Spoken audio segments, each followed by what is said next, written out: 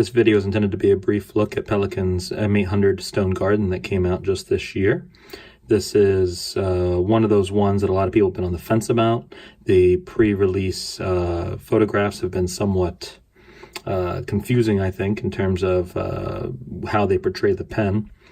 It's an overall nice pen. There's dark blue resin components of the cap and piston knob. The barrel itself has this brown and blue pattern, has a marbled effect. They seem to have the same kind of stripes that we see on other finishes. However, the stripes are twisted around the barrel rather than being parallel to it.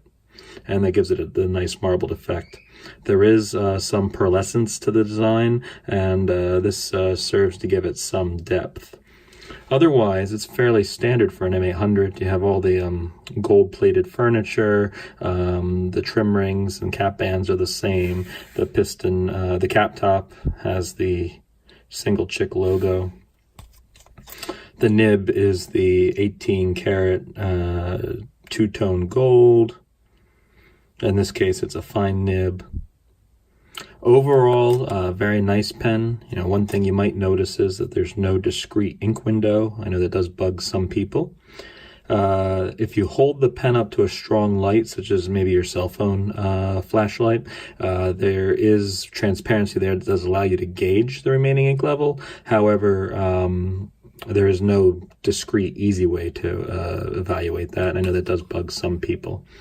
The finish certainly is not the mono and dichromatic blacks and silvers that we've been seeing all year. So, you know, it's refreshing in that respect. It is overall subdued though, and depending on your lighting, it certainly looks better in brighter lights than it does in darker environments.